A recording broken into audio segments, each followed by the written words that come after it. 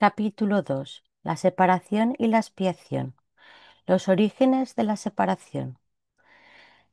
La capacidad de extenderse es un proceso fundamental de Dios que Él le dio a su Hijo. En la creación, Dios se extendió a sí mismo a sus creaciones y les infundió la misma amorosa voluntad de crear que Él posee. No solo fuiste plenamente creado, sino que fuiste creado perfecto. No existe vacuidad en ti. Debido a la semejanza que guardas con tu Creador, eres creativo. Ningún hijo de Dios puede perder esa facultad, ya que es inherente a lo que Él es, pero puede usarla de forma inadecuada al proyectar. El uso inadecuado de la extensión, la proyección, tiene lugar cuando crees que existe en ti alguna carencia o vacuidad y que puedes suplirla con tus propias ideas en lugar de con la verdad. Este proceso comprende los siguientes pasos. Primero, crees que tu mente puede cambiar lo que Dios creó. Segundo, crees que lo que es perfecto puede volverse imperfecto o deficiente. Tercero, crees que puedes distorsionar las creaciones de Dios, incluido tú. Cuarto, crees que puedes ser tu propio creador y que estás a cargo de la dirección de tu propia creación. Estas distorsiones, relacionadas entre sí, son un fiel reflejo de lo que realmente ocurrió en la separación o desvío hacia el miedo. Nada de eso existía antes de la separación ni existe realmente ahora. Todo lo que Dios creó es semejante a Él. La extensión, tal como Dios la emprendió, es similar al resplandor interior que los hijos del Padre han heredado de Él. Su verdadera fuente se encuentra en su interior. Esto es tan cierto con respecto al Padre como al Hijo. En este sentido, la creación incluye tanto la creación del Hijo por Dios como las creaciones del Hijo una vez que su mente ha sanado. Esto requiere el libre albedrío con el que Dios lo dotó, ya que toda creación amorosa se otorga libremente en una línea continua en la que todos los aspectos tienen el mismo rango. El jardín del Edén, la condición que existía antes de la separación, era un estado mental en el que no se necesitaba nada. Cuando Adán dio oídos a las mentiras de la serpiente, lo único que oyó fueron falsedades. Tú no tienes por qué continuar creyendo lo que no es verdad, a no ser que así lo elijas. Todo ello puede literalmente desaparecer en un abrir y cerrar de ojos, porque no es más que una percepción falsa. Lo que se ve en sueños parece ser muy real. Lo que es más, en la Biblia se menciona que sobre Adán se abatió un profundo sueño, mas no se hace referencia en ninguna parte a que haya despertado. El mundo no ha experimentado ningún despertar o renacimiento completo. Un renacer así es imposible mientras sigas proyectando o creando falsamente. No obstante, la capacidad de extender tal como Dios te extendió su espíritu permanece todavía dentro de ti. En realidad, esta es tu única alternativa, pues se te dio el libre albedrío para que te deleitaras creando lo perfecto. Todo miedo se reduce en última instancia a la básica percepción errónea de que tienes la capacidad de usurpar el poder de Dios. Por supuesto, no puedes hacer eso ni jamás pudiste haberlo hecho. En esto se basa el que puedas escaparte del miedo. Te liberas cuando aceptas la expiación, lo cual permite que te des cuenta de que en realidad tus errores nunca ocurrieron. Solo después del sueño profundo que se abatió sobre Adán pudo éste experimentar pesadillas. Si de repente se enciende una luz cuando alguien está teniendo un sueño aterrador, puede que inicialmente interprete la luz como parte de su sueño y tenga miedo de ella. Sin embargo, cuando despierte, la percibirá correctamente como su liberación del sueño. al que dejará entonces de atribuir realidad. Esta liberación no se basa en ilusiones. El conocimiento que ilumina no solo te libera, sino que también te muestra claramente que eres libre. Sean cuales sean las mentiras que te hayas creído para el milagro, son irrelevantes, pues puedes subsanar cualquiera de ellas con la misma facilidad. El milagro no hace distinciones entre diferentes percepciones falsas. La única finalidad es distinguir entre la verdad por un lado y el error por otro.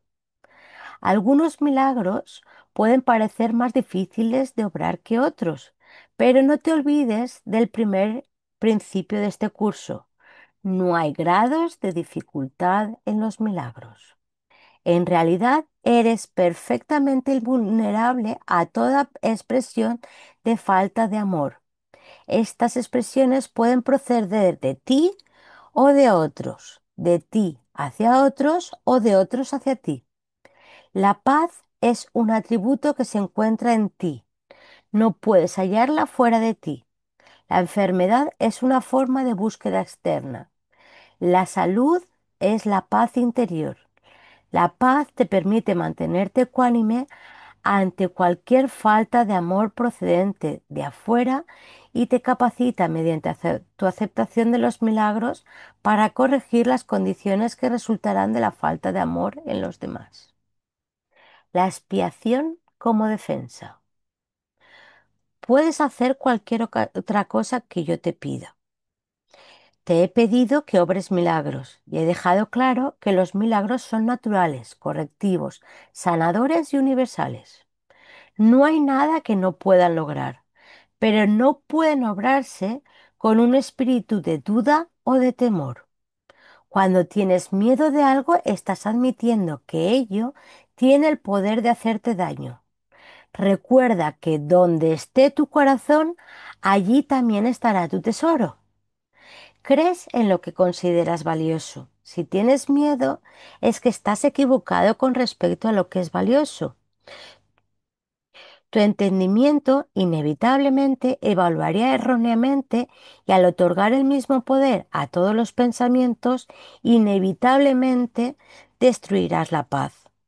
Por eso es por lo que la Biblia habla de la paz de Dios que supera todo razonar. No hay error que pueda alterar esa paz en lo más mínimo. Dicha paz no permite que nada que no proceda de Dios te afecte. Este es el uso correcto de la negación. No se usa para ocultar nada, sino para corregir el error, pues lleva todos los errores ante la luz. Y puesto que el error es lo mismo que la oscuridad, corrige todos los errores automáticamente. La auténtica negación es el poderoso mecanismo protector.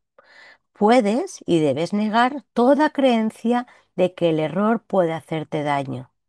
Esta clase de negación no oculta, sino que corrige. Tu mente recta depende de ella. Negar el error es una sólida defensa en favor de la verdad, pero negar la verdad da lugar a creaciones falsas, las proyecciones del ego. La negación del error, puesta al servicio de la mente recta, libera la mente y restablece la libertad de la voluntad. Cuando la voluntad es realmente libre, no puede crear falsamente porque solo reconoce la verdad. Puedes defender la verdad así como el error. Los medios son más difíciles de entender después de que el valor del objetivo se ha establecido firmemente. Pero lo que hay que tener en cuenta es cuál es el propósito. Todo el mundo defiende su tesoro y lo hace automáticamente. Las preguntas esenciales son, pues, ¿qué es realmente importante para ti? ¿Y cuán importante lo es? Una vez que hayas aprendido a tener en cuenta estas preguntas y a tenerlas presentes en todas tus acciones, tendrás muy poca dificultad en clarificar los medios. Los medios están a tu disposición siempre que los pidas. Puedes, sin embargo, ahorrar tiempo si no aplazas innecesariamente este paso. Un enfoque correcto lo acortará enormemente. La expiación es la única defensa que no puede usarse destructivamente porque no es un recurso que tú hayas inventado. El principio de la expiación estaba en vigor mucho antes de que ésta comenzara.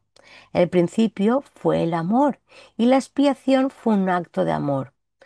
Antes de la separación, los actos eran innecesarios porque no existía la creencia en el tiempo y el espacio. Fue sólo después de la separación cuando se planearon la expiación y las condiciones necesarias para su cumplimiento. Se necesitó entonces una defensa tan espléndida que fuese imposible usarla indebidamente, aunque fuese posible rechazarla. Su rechazo, no obstante, no podía convertirla en un arma de ataque, que es la característica intrínseca de otras defensas.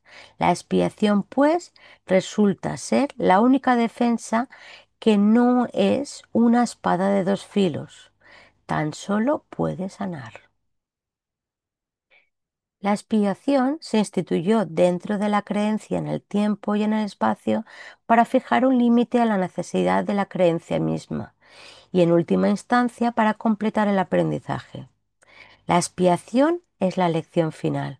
El aprendizaje en sí, al igual que las aulas donde tiene lugar, es temporal. La capacidad para aprender carece de valor cuando ya no hay necesidad de cambiar. Los que son eternamente creativos no tienen nada que aprender. Tú puedes aprender a mejorar tus percepciones y puedes convertirte progresivamente en un mejor alumno. De este modo habrá cada vez más armonía entre la creación y tú. Pero la filiación en sí es una creación perfecta y la perfección no tiene grado. El aprendizaje solo tiene sentido mientras se crea en diferencias. La evolución es un proceso en el que aparentemente pasas de un nivel al siguiente. Corriges tus propios tropiezos yendo hacia adelante. Este proceso es realmente incomprensible en términos temporales, puesto que retornas a medida que avanzas. La expiación es el medio a través del cual puedes liberarte del pasado a medida que avanzas, pues desvanece los errores que cometiste en el pasado, haciendo de este modo innecesario el que sigas volviendo sobre tus pasos sin avanzar hacia tu retorno. En este sentido, la expiación ahorra tiempo, pero al igual que el milagro al que sirve, no lo abole. Mientras siga habiendo necesidad de expiación, seguirá habiendo necesidad de tiempo. Pero la expiación, en cuanto que plan que ya se ha completado, tiene una relación única con el tiempo. Hasta que la expiación no se complete, sus diversas fases evolucionarán en el tiempo, pero la expiación en su totalidad se encuentra al final del tiempo. En ese punto, el puente de retorno ya se ha construido. La expiación es un compromiso total. Puede que aún asocies esto con perder. Equivocación esta que todos los hijos de Dios separados cometen de una u otra forma. Resulta difícil creer que una defensa que no puede atacar sea la mejor defensa. Eso es lo que se quiere decir con los mansos heredarán la tierra. Literalmente se apoderarán de ella debido a su fortaleza. Una defensa de doble filo es intrínsecamente débil precisamente porque tiene dos filos y puede volverse contra ti inesperadamente. Esta posibilidad no se puede controlar excepto con milagros. El milagro convierte la defensa de la expiación en tu verdadera protección y a medida que adquieres más y más seguridad, asumes tu talento natural de proteger a otros reconociéndote simultáneamente como hermano y como hijo. El altar de Dios. Solo puedes aceptar la expiación dentro de ti liberando la luz interior. Desde la separación, las defensas se han usado casi exclusivamente para defenderse contra la expiación y mantener así vigente la separación. Generalmente esto se manifiesta como una necesidad de proteger el cuerpo. Las múltiples fantasías corporales a las a las que las mentes se entregan proceden de la creencia distorsionada de que el cuerpo puede usarse como un medio para alcanzar la expiación. Percibir el cuerpo como un templo es únicamente el primer paso en el proceso de corregir esta distorsión, ya que solo la altera en parte. Dicha percepción del cuerpo ciertamente reconoce que la expiación en términos físicos es imposible. El siguiente paso, no obstante, es darse cuenta de que un templo no es en modo alguno una estructura. Su verdadera santidad reside en el altar interior en torno al cual se erige la estructura. Hacer hincapié en estructuras hermosas es señal de que se teme a la expiación y de que no se está dispuesto a llegar al altar en sí. La auténtica belleza del templo no puede verse con los ojos ficticios. La visión espiritual, por otra parte, al ser una visión perfecta, no puede ver la estructura en absoluto. Puede, no obstante, ver el altar con perfecta claridad. Parece que la eficacia de la expiación sea perfecta. A esta le corresponde estar en el centro del altar interior, desde donde subsana la separación y restituye la plenitud de la mente. Antes de la separación, la mente era invulnerable al miedo, ya que el miedo no existía.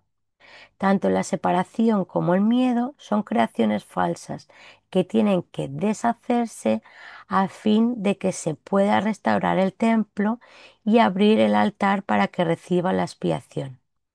Esto supone el fin de la separación al ponerse dentro de ti la única defensa eficaz contra todo pensamiento de separación, haciendo de este modo que seas absolutamente invulnerable.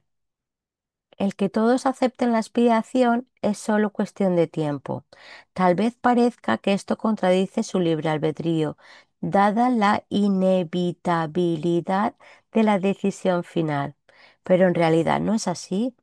Puedes aplazar lo que tienes que hacer y eres capaz de enormes dilaciones, pero no puedes desvincularte completamente de tu creador, quien fija los límites de tu capacidad para crear falsamente.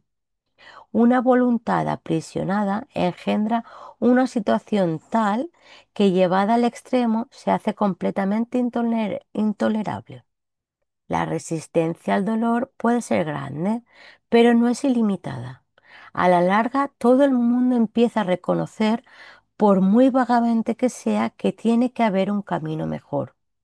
A medida que este reconocimiento se arraiga más, acaba de convertirse en un punto decisivo en la vida de cada persona.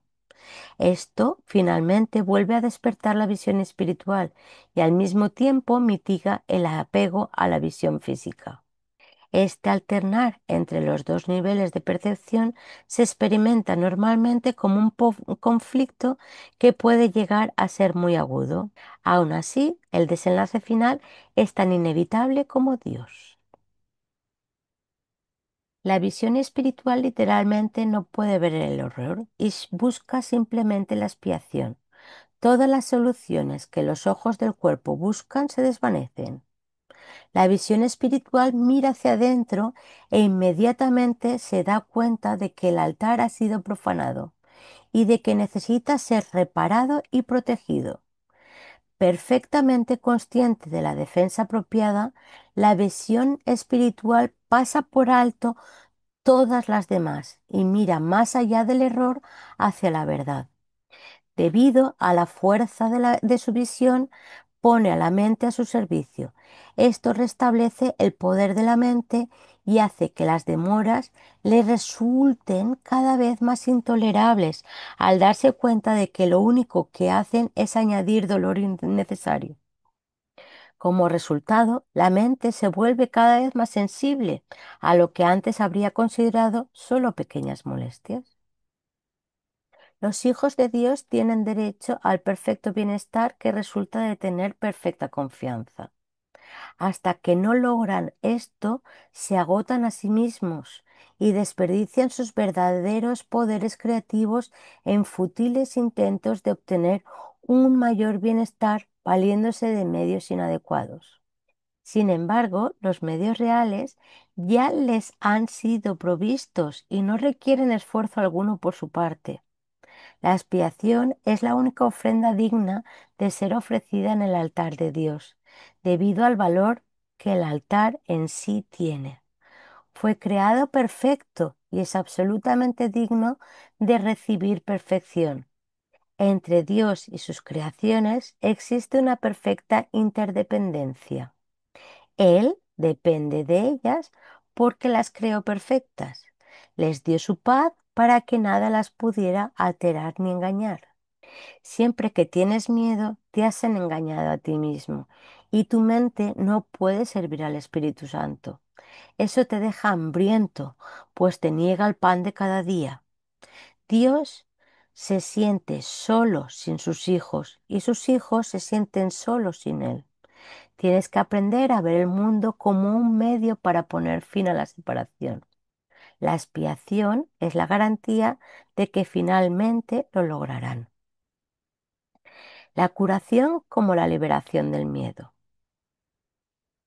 Vamos a hacer ahora hincapié en la curación.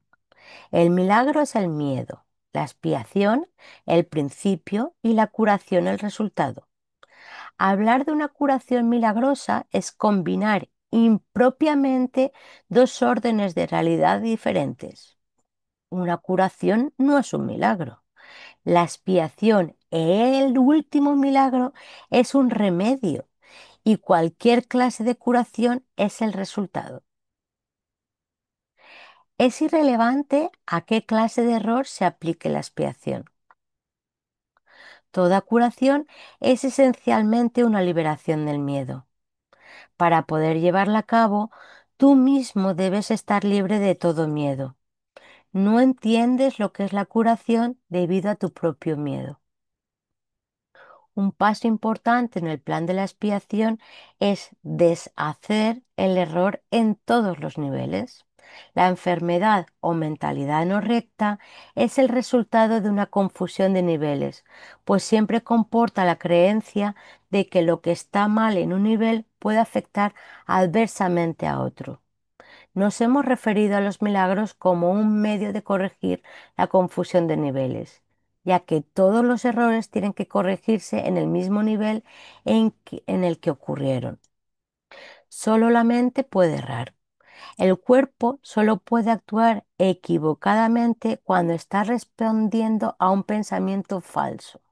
El cuerpo no puede crear y la creencia de que puede, error básico, da lugar a todos los síntomas físicos.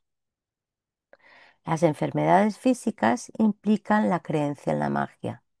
La distorsión que dio lugar a la magia se basa en la creencia de que existe una capacidad creadora en la materia que la mente no puede controlar. Este error puede manifestarse de dos formas. Se puede creer que la mente puede crear falsamente en el cuerpo y que el cuerpo puede crear falsamente en la mente.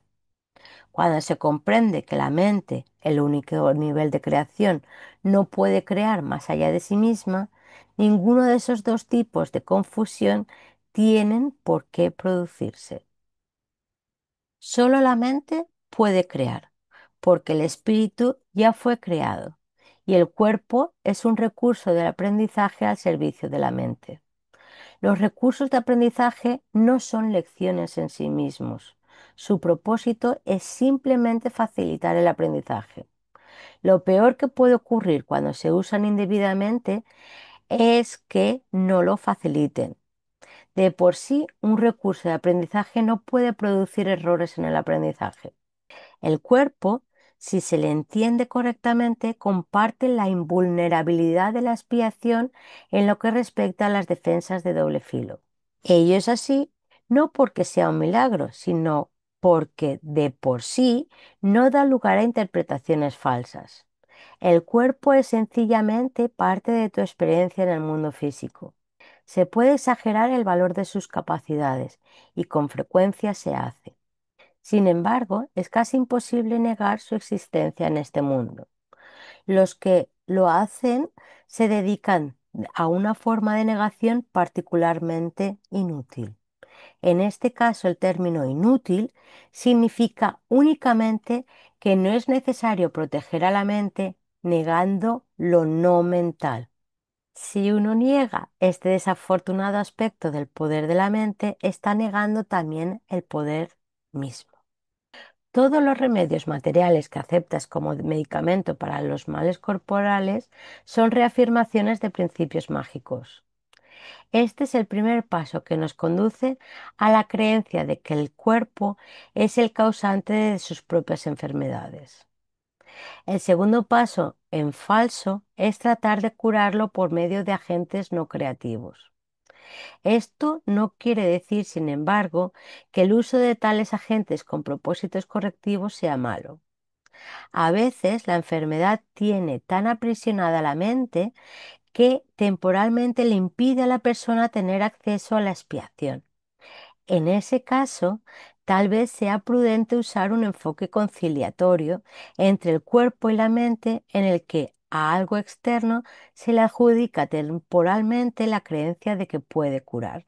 Esto se debe a que lo que menos puede ayudar al que no está en su mente recta o al enfermo es hacer algo que aumente su miedo. De por sí ya se encuentra en un estado debilitado debido a este. Exponerle prematuramente a un milagro podría precipitarle al pánico, lo cual es muy probable que ocurra en aquellos casos en que la percepción invertida ha dado lugar a la creencia de que los milagros son algo terrible. El valor de la expiación no reside en la manera en que se expresa. De hecho, si se usa acertadamente, se expresará inevitablemente en la forma que le resulte más beneficiosa a aquel que la va a recibir. Esto quiere decir que para que un milagro sea lo más eficaz posible, debe expresarse en un idioma que el que lo ha de recibir pueda entender sin miedo. Eso no significa que ese sea necesariamente el más alto nivel de comunicación de que dicha persona es capaz. Significa, no obstante, que ese es el más alto nivel de comunicación de que es capaz ahora. El propósito del milagro es elevar el nivel de comunicación, no reducirlo mediante un aumento del miedo. La función del obrador de milagros. Antes de que los obradores de milagros estén listos para emprender su función en este mundo, es esencial que comprendan cabalmente el miedo que se le tiene a la liberación. De lo contrario, podrían fomentar inadvertidamente la creencia de que la liberación significa aprisionamiento, creencia que de por sí ya es muy prevaleciente. Esta percepción errónea procede a su vez de la creencia de que el daño puede limitarse solo al cuerpo. Esto se debe al miedo subyacente de que la mente puede hacerse daño a sí misma. Ninguno de esos errores es relevante, ya que las creencias falsas de la mente en realidad no existen. Este reconocimiento es un recurso protector mucho más eficaz que cualquier forma de confusión de niveles porque introduce la corrección al nivel del error. Es esencial recordar que solo la mente puede crear y que la corrección solo puede tener lugar en el nivel del pensamiento. Para ampliar algo que se mencionó anteriormente, el espíritu ya es perfecto y por lo tanto no requiere corrección. El cuerpo no existe, excepto como un recurso de aprendizaje al servicio de la mente. Este recurso de aprendizaje, de por sí, no comete errores porque no puede crear. Es obvio, pues, que inducir a la mente a que renuncie a sus creaciones falsas es la única aplicación de la capacidad creadora que realmente tiene sentido. La magia es el uso insensato o mal creativo de la mente. Los medicamentos físicos son una forma de hechizo, pero si tienes miedo de usar la mente para curar, no debes intentar hacerlo. El hecho mismo de que tengas miedo hace que tu mente sea vulnerable a crear falsamente. Es probable, por lo tanto, que no entiendas correctamente cualquier curación que pudiera producirse. Y puesto que el egocentrismo va normalmente acompañado de miedo, tal vez no puedas aceptar la verdadera fuente de la curación. En tal caso, es menos arriesgado depender temporalmente de artificios curativos físicos, ya que no los puedes percibir erróneamente como una creación tuya. Mientras tu sensación de vulnerabilidad persista, no debes intentar obrar milagros. He dicho ya que los milagros son expresiones de una mentalidad milagrosa, y una mentalidad milagrosa no es otra cosa que una mentalidad recta. Los que poseen una mentalidad recta no exaltan ni menosprecian la mente del que obra milagros ni la del que los recibe.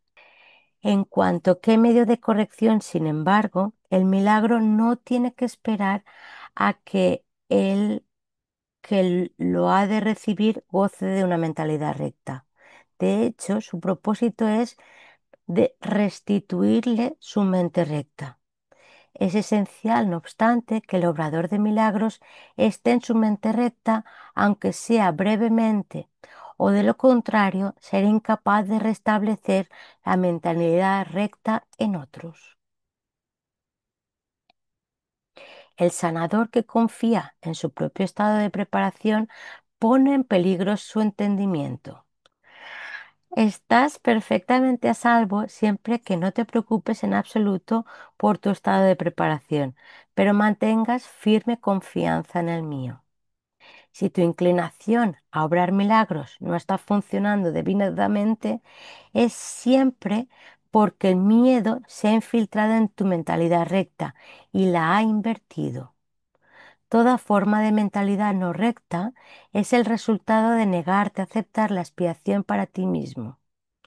Si la aceptases, estarías en una posición desde la que podrías reconocer que los que tienen necesidad de curación son simplemente aquellos que aún no se han dado cuenta de que la mentalidad recta es en sí la curación. La única responsabilidad del obrador de milagros es aceptar la expiación para sí mismo. Esto significa que reconoces que la mente es el único nivel creativo y que la expiación puede sanar sus errores. Una vez que hayas aceptado esto, tu mente podrá solamente sanar.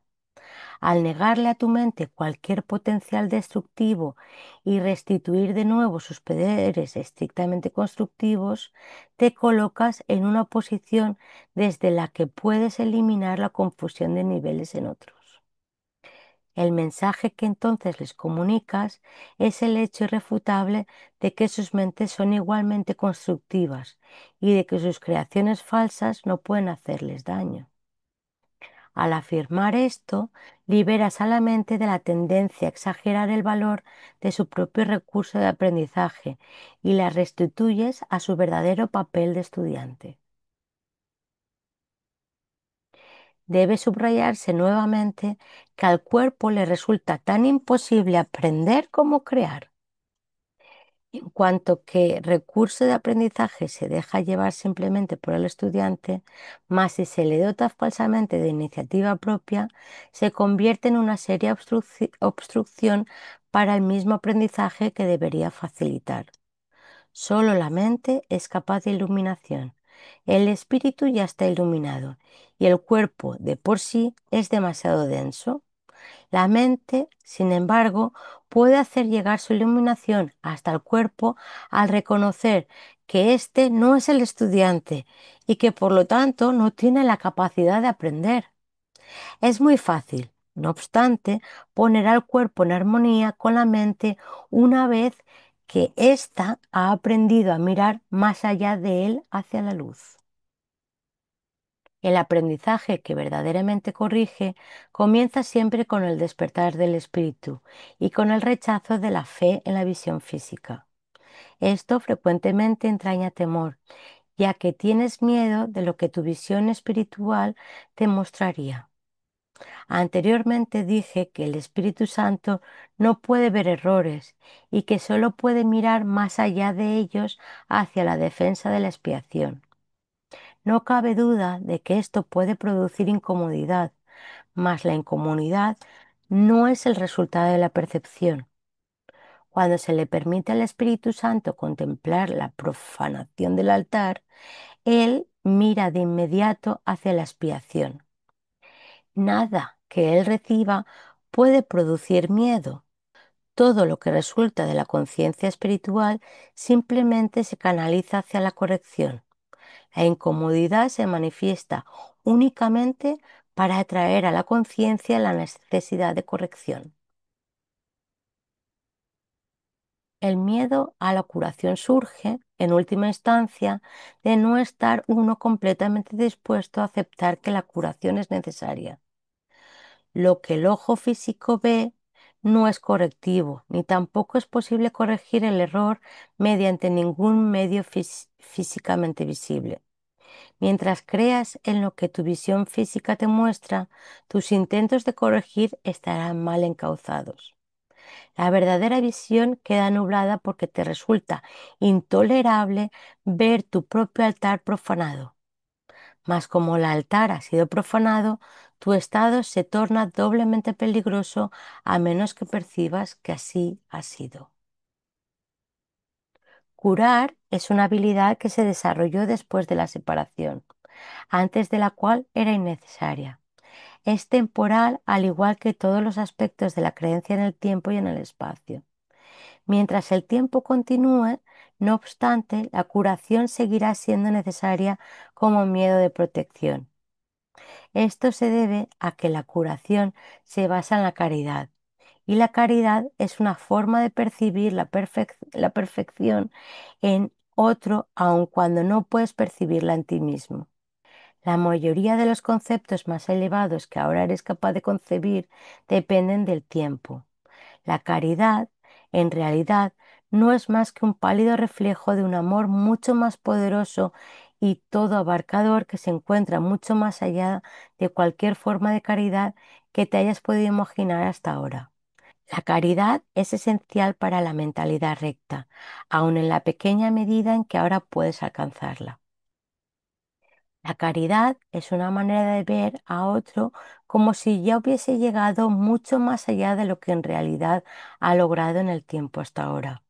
Puesto que su pensamiento tiene fallos, no puede ver que la expiación es para él, pues de otro modo no tendría necesidad de caridad.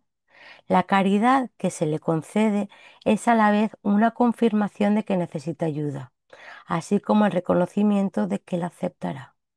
Estas dos percepciones denotan claramente su dependencia del tiempo, haciendo patente el hecho de que la caridad opera todavía dentro de las limitaciones de este mundo. Dije anteriormente que sólo la revelación trasciende el tiempo. El milagro, al ser una expresión de caridad, tan solo puede acortarlo. Hay que entender, no obstante, que cuando le ofreces un milagro a otro, estás acortando su sufrimiento y el tuyo. Esto corrige tanto retroactivamente como progresivamente. Principios especiales de los obradores de milagro. Primero, el milagro elimina la necesidad de tener preocupaciones de rango inferior. Puesto que es un intervalo de tiempo fuera del patrón habitual, las consideraciones normales con respecto al tiempo y al espacio no le aplican. Cuando obres un milagro, yo haré los arreglos necesarios para que el tiempo y el espacio se ajusten a él. Segundo, es esencial hacer una clara distinción entre lo que se crea y lo que se fabrica. Toda forma de curación se basa en esta corrección fundamental de percepción de niveles. Tercero, nunca confundas la mentalidad recta con la mentalidad errada. Reaccionar ante cualquier clase de error de otra forma que no sea con un deseo de sanar es una expresión de esta confusión. Cuarto, El milagro es siempre la negación de ese error y la afirmación de la verdad. Solo la mentalidad recta puede corregir de forma que sus efectos sean reales. De hecho, lo que no produce efectos reales en realidad no existe. Sus efectos, por tanto, son nulos. Al no tener contenido substancial, se presta a ser proyectado. Quinto, el poder del milagro para ajustar niveles genera la percepción correcta que da lugar a la curación. Hasta que eso no ocurra, será imposible entender lo que es la curación. El perdón es un gesto vacío a menos que conlleve corrección. Sin esta, lo que hace es básicamente juzgar en vez de sanar. Sexto, el perdón que procede de una mentalidad milagrosa tan solo ofrece corrección, no posee elementos de juicio en absoluto. La frase Padre, perdónalos porque no saben lo que hacen, no evalúa en modo alguno lo que las personas en cuestión están haciendo. Es una petición a Dios para que sane sus mentes. En ella no se hace referencia al resultado del error, pues eso es irrelevante. Séptimo, el precepto sed de un mismo sentir es la aseveración que exhorta a todos a estar listos para la revelación. Mi ruego, haced esto en conmemoración mía, es una petición a los obradores de milagros para que colaboren conmigo. Estas dos aseveraciones no pertenecen a un mismo orden de realidad. Solo la última entraña una conciencia de tiempo, ya que recordar es traer el pasado al presente. El tiempo está bajo mi control, pero la eternidad le pertenece a Dios. En el tiempo existimos unos con otros y unos para otros. En la eternidad coexistimos con Dios. Octavo, puedes hacer mucho en favor de tu propia curación y la de los demás si en situaciones en las que se requiere tu ayuda piensas de la siguiente manera. Estoy aquí únicamente para ser útil. Estoy aquí en representación de aquel que me envió. No tengo que preocuparme por lo que debo decir ni por lo que debo hacer, pues aquel que me envió me guiará. Me siento satisfecho de estar donde quiera que Él desee, porque sé que Él estará allí conmigo. Sanaré a medida que le permita enseñarme a sanar.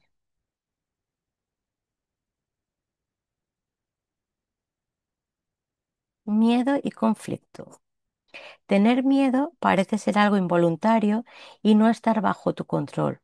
Mas he dicho ya que solo los actos constructivos deben ser involuntarios. Mi control puede hacerse cargo de todo lo que no es importante, mientras, si así lo decides, mi asesoramiento puede dirigir todo lo que es. Yo no puedo controlar el miedo, pero este puede ser autocontrolado. Tu miedo me impide darte mi control. La presencia del miedo indica que has elevado pensamientos corporales al nivel de la mente. Eso los pone fuera de mi control y te hace sentir personalmente responsable de ellos, lo cual es una obvia confusión de niveles. Yo no fomento la confusión de niveles. Tú debes, no obstante, elegir corregirla. No justificarías un comportamiento de mente por tu parte diciendo que no pudiste evitarlo. ¿Por qué entonces condonas pensamientos de mentes? Hay una confusión en esto que te convendría examinar detenidamente. Tal vez creas que eres responsable de lo que haces, pero no de lo que piensas. La verdad es que eres responsable de lo que piensas porque es solamente en ese nivel donde puedes ejercer tu poder de decidir. Tus acciones son el resultado de tus pensamientos. No puedes separarte de la verdad otorgándole autonomía al comportamiento. Este lo controlo yo automáticamente tan pronto como pongas tu pensamiento bajo mi dirección. Siempre que tienes miedo es señal inequívoca de que le has permitido a tu mente crear falsamente y de que no me has permitido guiarla. De nada sirve pensar que controlando los resultados de cualquier pensamiento falso se pueda producir una curación. Cada vez que tienes miedo es porque has tomado una decisión equivocada. Esa es la razón por la que te sientes responsable de ello. Tienes que cambiar de mentalidad, no de comportamiento. Y eso es cuestión de que estés dispuesto a hacerlo. No necesitas orientación alguna, excepto a nivel mental. La corrección debe llevarse a cabo únicamente en el nivel en el que el cambio es posible. El cambio no tiene ningún sentido en el nivel de los síntomas, donde no puede producir resultados. Deshacer el miedo es tu responsabilidad. Cuando pides que se te libere del miedo, estás implicando que no lo es. En lugar de ello, deberías pedir ayuda para cambiar las condiciones que lo suscitaron. Esas condiciones siempre entrañan el estar dispuesto a permanecer separado. A ese nivel, tú puedes evitarlo. Eres demasiado tolerante con las divagaciones de tu mente y condonas pasivamente sus creaciones falsas. El resultado particular no importa. Lo que importa es el error fundamental. La corrección es siempre la misma. Antes de decidir algo, pregúntame si tu elección está de acuerdo con la mía. Si estás seguro de que lo está, no tendrás miedo. El miedo es siempre un signo de tensión que surge cuando hay conflicto entre lo que deseas y lo que haces. Esta situación se presenta de dos maneras. Primera, puedes elegir hacer cosas conflictivas, ya sea simultánea o sucesivamente. Esto da lugar a un comportamiento conflictivo, lo cual te resulta intolerable porque la parte de la mente que quiere hacer otra cosa se enfurece. Segunda, puedes comportarte de acuerdo a cómo crees que debes, mas sin querer hacerlo realmente. Esto da lugar a un comportamiento congruente, pero conlleva gran tensión. En ambos casos, la mente y el comportamiento están en desacuerdo, lo cual da lugar a una situación en la que estás haciendo algo que realmente no quieres hacer. Esto suscita una sensación de coerción que normalmente produce furia y es muy probable que también dé lugar a proyecciones. Siempre que tienes miedo es porque aún estás indeciso. Tu mente se encuentra, por lo tanto, dividida y tu comportamiento inevitablemente se vuelve errático. La corrección a nivel del comportamiento puede cambiar el error del primer tipo al segundo, mas no elimina el miedo. Es posible alcanzar un estado en el que dejas que yo guíe tu mente sin ningún esfuerzo consciente por tu parte, mas ello requiere un grado de buena voluntad que tú aún no has desarrollado. El Espíritu Santo no puede pedirte que hagas más de lo que estás dispuesto a hacer. La fuerza para hacer lo que Él te pide procede de una firme resolución por tu parte. Hacer la voluntad de Dios no produce ninguna tensión una vez que reconoces que su voluntad es también la tuya. La lección en este caso es muy sencilla, aunque muy fácil de pasar por alto. Voy, por lo tanto, a repetirla y te exhorto a que escuches atentamente. Solo tu mente puede producir miedo. Hace eso cada vez que está en conflicto con respecto a lo que quiere, lo cual inevitablemente produce tensión, ya que existen discrepancias entre lo que se quiere y lo que se hace al respecto. Eso solo puede corregirse aceptando un objetivo unificado.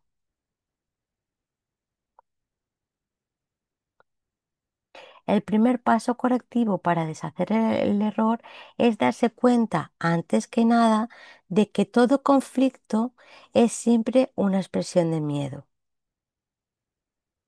Dite a ti mismo que de alguna manera tienes que haber decidido no amar, ya que de otro modo el miedo no habría podido hacer en ti. A partir de ahí, todo el proceso correctivo se reduce a una serie de pasos pragmáticos dentro del proceso más amplio de aceptar que la expiación es el remedio. Estos pasos pueden resumirse de la siguiente forma. Reconoce, en primer lugar, que lo que estás experimentando es miedo. El miedo procede de una falta de amor. El único remedio para la falta de amor es el amor perfecto. El amor perfecto es la expiación.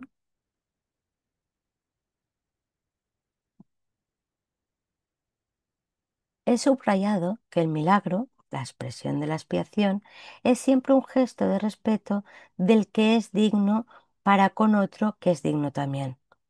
El reconocimiento de esa dignidad lo restablece la expiación. Resulta obvio, por lo tanto, que cuando tienes miedo, te has colocado a ti en una posición en la que necesitas la expiación. Has actuado sin amor al haber elegido sin amor. Esta es precisamente la situación para la que se instituyó la expiación. La necesidad del remedio inspiró su establecimiento. Mientras te limites a reconocer únicamente la necesidad del remedio, seguirás teniendo miedo. Sin embargo, tan pronto como aceptes el remedio, habrás deshecho el miedo, así como tiene lugar la verdadera curación. Todo el mundo experimenta miedo. Sin embargo, no se requeriría más que una pequeña dosis de recto pensar para que uno pudiese darse cuenta de por qué se produce. Son muy pocos los que aprecian el verdadero poder de la mente y nadie permanece totalmente consciente de él todo el tiempo. No obstante, si expresas librarte del miedo, hay cosas que debes comprender y comprender plenamente. La mente es muy poderosa y jamás pierde su fuerza creadora. Nunca duerme. Está creando continuamente. Es difícil reconocer la oleada de poder que resulta de la combinación de pensamiento y creencia, la cual puede literalmente mover montañas. A primera vista parece arrogante creer que posees tal poder, mas no es esa la verdadera razón de que no lo creas. Prefieres creer que tus pensamientos no pueden ejercer ninguna influencia real, porque de hecho les tienes miedo. Eso puede mitigar la conciencia de culpa, pero a costa de percibir a la mente como impotente. Si crees que lo que piensas no tiene ningún efecto, puede que dejes de tenerle miedo, pero es bastante improbable que le tengas respeto. No hay pensamientos futiles. Todo pensamiento produce forma en algún nivel. Causa y efecto. Puede que todavía te quejes de que tienes miedo, pero aún así sigues atemorizándote a ti mismo. He indicado ya que no puedes pedirme que te libere del miedo. Yo sé que no existe, pero tú no. Si me interpusiese entre tus pensamientos y sus resultados, estaría interfiriendo en la ley básica de causa y efecto, la ley más fundamental que existe. De nada te servirá el que yo menosprecie el poder de tu pensamiento. Ello se opondría directamente al propósito de este curso. Es mucho más eficaz que te recuerde que no ejerces suficiente vigilancia con respecto a tus pensamientos. Tal vez piensas que a estas alturas solo un milagro te capacitaría para hacer eso, lo cual es absolutamente cierto. No estás acostumbrada a pensar con una mentalidad milagrosa, pero se te puede enseñar a pensar de otra manera. Todos los obradores de milagros necesitan este tipo de instrucción. No puedo permitir que dejes de vigilar a tu mente, ya que de otro modo no podrías ayudarme. Obrar milagros requiere el que uno se dé cuenta plenamente del poder de los pensamientos a fin de evitar las creaciones falsas. De lo contrario, sería necesario un milagro que rectificase a la mente misma, proceso circular este que no propiciaría el colapso del tiempo, que es para lo que el milagro se concibió. El obrador de milagros debe poseer un genuino respeto por la verdadera ley, causa y efecto como condición previa para que se produzca el milagro. Tanto el milagro como el miedo proceden de pensamientos. Si no eres libre de elegir uno, tampoco serás libre de elegir el otro. Al elegir el milagro, rechaces el miedo, aunque solo sea temporalmente. Te has sentido temeroso de todo el mundo y de todas las cosas.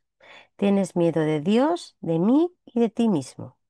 Nos has percibido erróneamente o creado falsamente y crees en lo que has fabricado. No habrías podido hacer nada de eso si no hubieses tenido miedo de tus pensamientos. Los temerosos no pueden sino crear falsamente, puesto que perciben erróneamente la creación.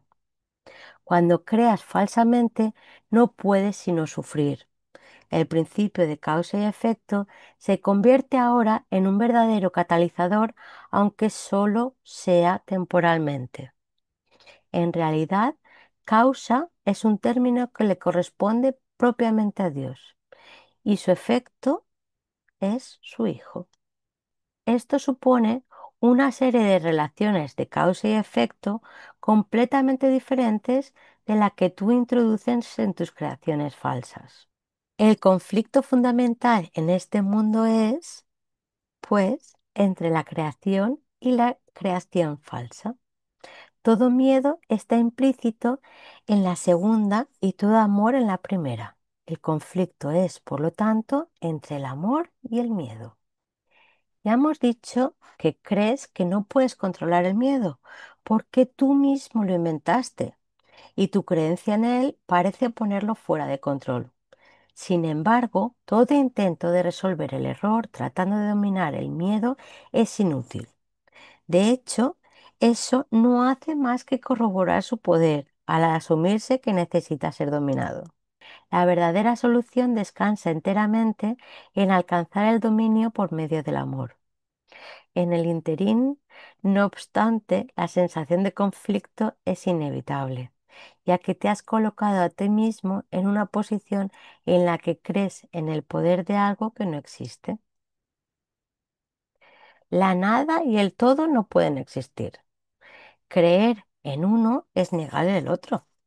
El miedo no es nada realmente y el amor lo es todo. Siempre que la luz irrumpe en la oscuridad desaparece.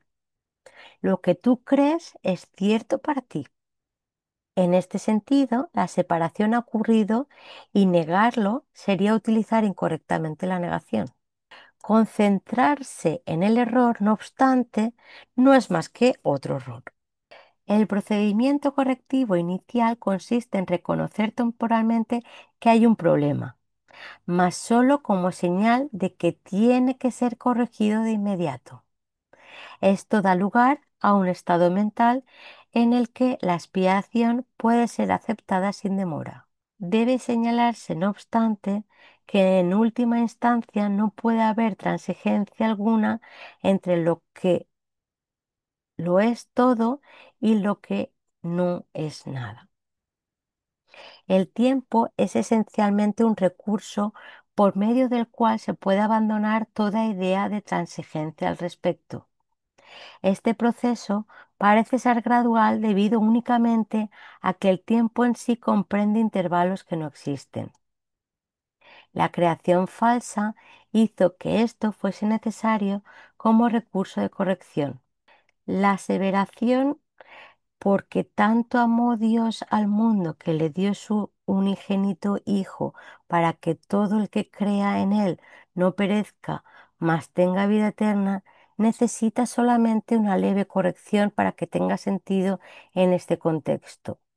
Se lo dio a su unigénito Hijo. Debe observarse con especial atención que Dios tiene solamente un hijo. Si todas las creaciones de Dios son hijos suyos, cada una de ellas tiene que ser parte integral de toda la filiación. La filiación, en su unicidad, trasciende la suma de todas las partes.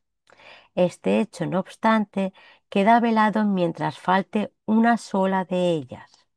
Por eso es por lo que, en última instancia, el conflicto no se puede resolver hasta que todas las partes de la filiación hayan retornado. Solo entonces podrá comprenderse lo que, en verdadero sentido de la palabra, significa la plenitud. Cualquier parte de la filiación puede creer en el error o en la incompleción, si así lo elige. Sin embargo, si lo hace, estará creyendo en la existencia de algo que no existe. Lo que corrige este error es la expiación.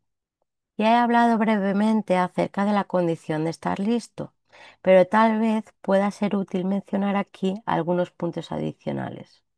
Estar listo es solo el requisito previo para que se pueda lograr algo. No se debe confundir una cosa con la otra. Tan pronto como se le da la condición de estar listo, también se da, en cierta medida, el deseo de querer lograr algo, si bien este no es necesariamente un deseo indiviso. Dicha condición de estar listo no es más que el potencial para que pueda tener lugar un cambio de mentalidad. La confianza no podrá desarrollarse plenamente mientras no se haya alcanzado un dominio total. Hemos tratado ya de corregir el error fundamental de que es posible dominar el miedo, y hemos enfatizado que el verdadero dominio solo se puede alcanzar por medio del amor. Estar listo es solo el comienzo de la confianza. Tal vez pienses que esto implica que tiene que transcurrir mucho tiempo entre el momento en que estás listo y aquel en el que alcanzas el dominio. Pero permíteme recordarte que el tiempo y el espacio están bajo mi control. El significado del juicio final. Una de las maneras en que puedes corregir la confusión entre la magia y los milagros es recordando que tú no te creaste a ti mismo. Tiendes a olvidarte de esto cuando te vuelves egocéntrico, lo cual te coloca en una posición en la que es prácticamente inevitable creer en la magia. La voluntad de crear te fue dada por tu creador, quien estaba expresando esa misma voluntad en su creación.